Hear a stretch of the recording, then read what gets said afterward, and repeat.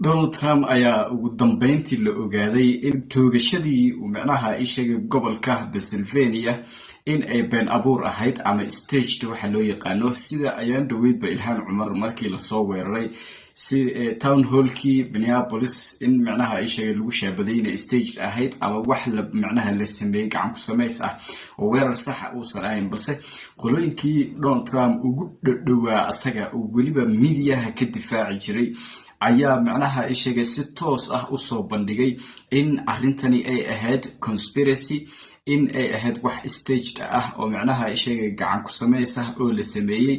iyo waliba in ay ahayd waxyaabo macnaha Donald Trump uu ku campaign gareenay uu rabo maadaama in ay impossible no ay ahayd sidoo kale la ogaa inuu mar kale ku soo noqdo madaxweynaha Mareykanka maadaama sidoo kale la ogaa in ilaa iyo 34 dambi oo macnaha ay sheegay loo heesto maadaama sidoo kale la ogaa waxyaabo badan oo ay sheegay isdawmariyeen ah iyo inuu tax bixinin ilaa iyo dhowr sano intii uu macnaha ay sheegay businesskiisa inuusan tax bixinin dambiyo fara badan adiga oo loo heystay waliba ay ku jiraan Epstein files ayaa sidoo kale la ogaaday ugu dambeyn in Donald Trump uu macnaha ay sheegay arintani uu u isticmaalayo si campaign ah sida ognahayna Mareykanka waxyaabo waalni ah oo aan macquul gal ahayn ayaa lagu campaign gareeyaa oo kamid ah in macnaha ay sheegay xitaa dad loo laayo naf loo gooyo sida ognahay Donald Trump macnaha markii dhegta laga toogtay bulletkaasi sidoo kale waxaa la sheegay in oday uu macnaha ku dhintay bartaasi oo arintani ilaa iyo balaayiin dollarka Mareykanka ah ee ku baxday ee ka dambeeyaan bilyaneerada hadda Donald Trump uu eexanayo taxiga xataa aan bixinin oo macnaha ay sheegay asaga u soo ololeeyay oo kala soo shaqeeyay doorashadiisa waxa ugu macnaha daran dadkii uu ku ballan furay media Donald Trump ka soo difaacay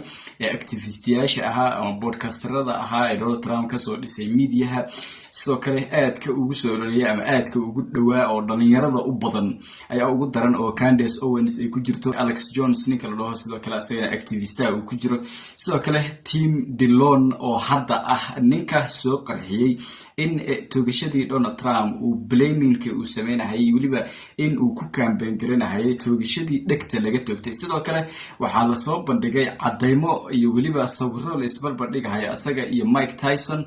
oo dhegta hadda ka hor asaga laftirkiisa ka go'day oo macnaha ay sheegay sidoo kale waxaa la soo bandhigay ama baaritaan la sameeyay ayaa lagu ogaaday in cartilage-ka dhegta carjawdaas haddii ay wax gaaraan in aysan macnaha ay sheegay dib u soo bixin ama aysan soo bixin hadda laftirkaada waa macnaha ay sheegay waa ku sameyn kartaa research ama waa baaritaan waa ku sameyn kartaa waa ogaan kartaa dhegta in macnaha ay sheegay cartilage-kan inuusan soo bixin haddii ay wax gaaraan ama dhaawac uu gaaro inuusan soo bixin laftaada baaritaan waa ku sameyn kartaa marka cadeymo dhowr ah ayaa idin haya oo Donald Trump lagu ogaaday arrimahani inay stage ahaayeen oo sidoo kale ay kamid tahay cadeynta ugu weyn oo macnaha baaritaan markii la sameeyay xataa dhaqaatiirta iyo wax walba lagu ogaaday in cartilage-kan uusan soo bixin haddii mar carjawdaas ama meesha ay wax gaaraan ama ay go'do 3000 oo speed ah ama kilometer per hour ku socdo speed ku socdo bullet intaas dhan inaysan macquul gal ahayn dheg ku dhacday bullet inay dib u soo baxdo ama cartilage-kaas uu dib u soo noolaado aysan macquul gal ahayn cadeymaha ka waxa ay tusahayaa in waxani staged ahaa qof intii gadaal la istaajiyay wax uu soo tuurahayo uu soo ordahayo waxaan dhammayn la programiyay askartii ee hal mar soo yaacayso macnaha ay sheegay sidoo kale kaameramanno ee hal mar gadaal ka soo yaacayaan oo Donald Trump ay gadaal ka duubahayaan buuq hal mar la furahayo wax la daadiyay oo dhiig aad moodo sidoo kale hal mar muuqaalka cadeynta ah waa kana isla eegno President's been shot. Oh no.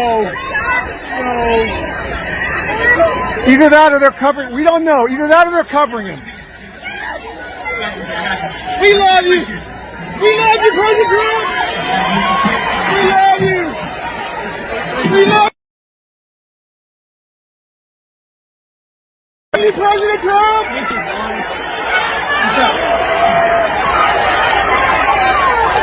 We love you. Yes. Yes. Yes. We love you, President Trump. No. Oh, no, he's shot.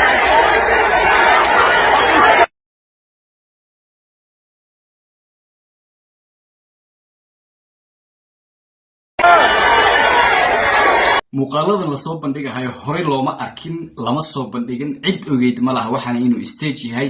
waxaa loo malaynahay waxaan inkastoo dee dadka micnaha indheergaradka ah ama siyaasadba fahansan inkastoo micnaha sidoo kale la aamusiin lahaa ayaga haddii aysan soo wada bixin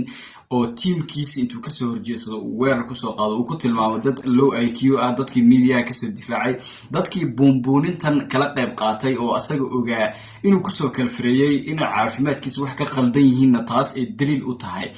dadkii waxaan la stage gareeyey oo la abaabulay been abuurkan si uu campaign ugu soo galo sidoo kale ugu guuleysto loo dhaho Donald Trump waa la toogtay micnaha ay sheegay waa laga soo horjeedaa waa la beegsanayaa dadka Ameerikaanka ah asaga u roon sidaas darteed ayaa loo beegsanayaa si loo bumbuuniyo daraadeed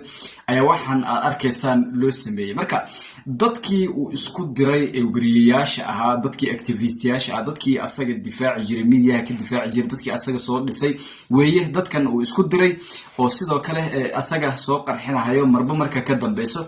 weeye asxaabtii ugu dhadhaweyd waliba sidoo kale ayaga oo waliba live television sidoo kale ka sheegahayo waa kan ninka lagu magacaabo sidoo kale team Dillon lagu magacaabo oo sidoo kale staged ah ama podcastigiisa toos uga sheegahayo ayadoo waliba sawirada aad aragtaan in qof cartilage-ka laga dhaawacay dhegta carjowdeeda inaysan dib u soo bixi doonin tusaale loo soo qaatay Mike Tyson ninka lagu magacaabo ee feeryahanka ah dhegtiisa oo incisors-ka micnaha ay sheegay ka go'day qaybta carjowda ah oo micnaha ay sheegay macquul gal ah xataa scientifically hadda markii aad baaritaan aad ku samayso aad ku ogaanayso inaysan dhegta carjowdeeda dib u soo noolaanin ama aysan soo bixin balse sida arkaysaan sawirka kale Donald Trump dhegtiisa waa caadi waxbana kama qaldana.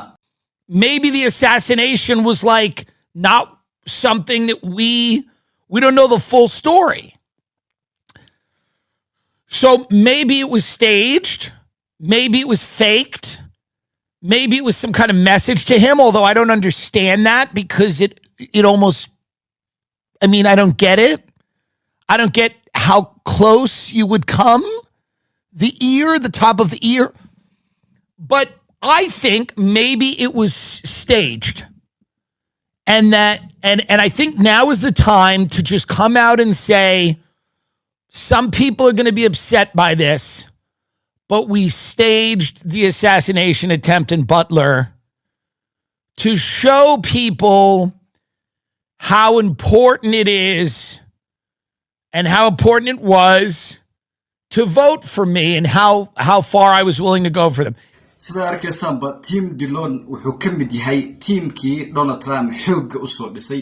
aadka u soo difaacay sidoo kale aadka ugu dhadhawaa asaga iyo Candace Owens oo sidoo kale saaxiib la ahayd ninkii qoorta laga toogan jiray Charlie Kirk sidoo kale saaxiib la ahayd sidoo kale communications director ka ahayd Turning Point inkastoo hadda ay ka baxday Turning Point hay'adii loo yaqaanay ee uu hogaaminayay ninka lagu magacaabo Charlie Kirk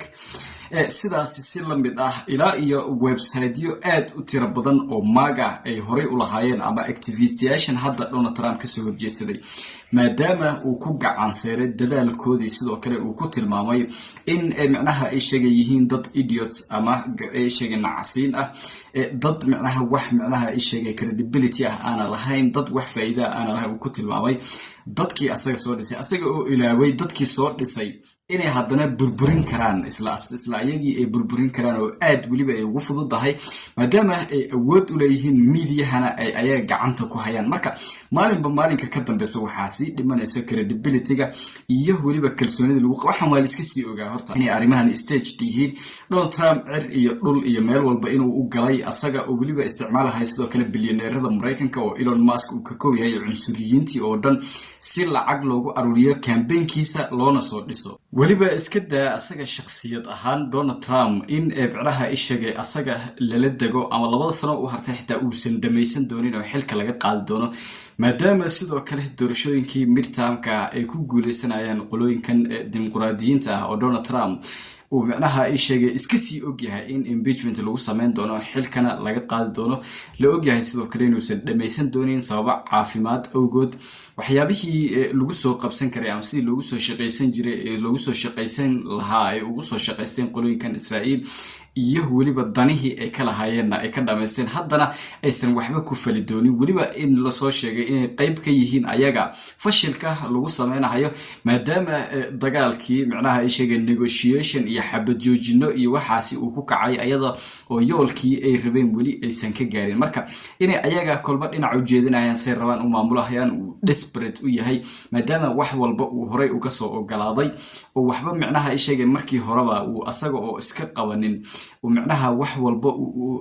uga dhabeeyeen sidoo kale ayagana aadka ugu dadaaleen in mar labaad uu sidoo kale xilka qabto asaga oo xilli waliba aysan macquul gal ahayn laakiin hadda xataa wuxuu galaaftay MAGA wuxuu galaaftay xisbigii Republicaanka ahaa oo dhan oo hadda ilaa iyo hadda cid la saadaalin karo oo musharax dhaba ma jiro JD Vance waa laga goosoostaa qolooyinkan ma rabaan in macnaha ay sheegay maadaama uu yahay qof macnaha ay sheegay caqligiisa aan isticmaalin uu yahay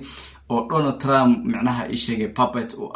wixii sameeyo uu sameeyo asaga uu macnaha ay sheegay politika ama siyaasadiisa ama cadkiisa nin goosan kara uu sanahay laakiin hadda waxa la saadaalinayaa Marco Rubio in ay soo sharxi doonaan qolooyinka Republicaanka asaga laftirkiisa maadaama uu yahay xogayaha arrimaha dibadda uuna qayb ka qaatay waxyaabihii Mareykanka uu ku fashilmay dagaaladii dibadda iyo waliba sidoo kale siyaasadda dibadda iyo arrimahaasi oo dhan oo sidoo kale waxyaabo badan uu ka gaabsaday wada hadallada Iran iyo Mareykanka dhaxmarhay waxaasi oo dhan uu ka gaabsaday laftirkiisa aad looma bumbuuninayo marka halkaas waxa ka muuqato si toos inuu u burburayo xisbigii Republicaanka ahaa ee wadanka ka talinayay ayada oo waliba xilligii ay ugu baahida badnaayeen lagu jiro labada aqalna in ay luus gareeyaan waliba aad loogu badinayo haddii uu muuqaalku soo gaaro fikradana la wadaag muuqaalka like noo saar sidoo kale nagu soo biirsi oo la socota arrimaha Mareykanka gudihiisa iyo waliba diblomaasiyadda waana mahadsantiin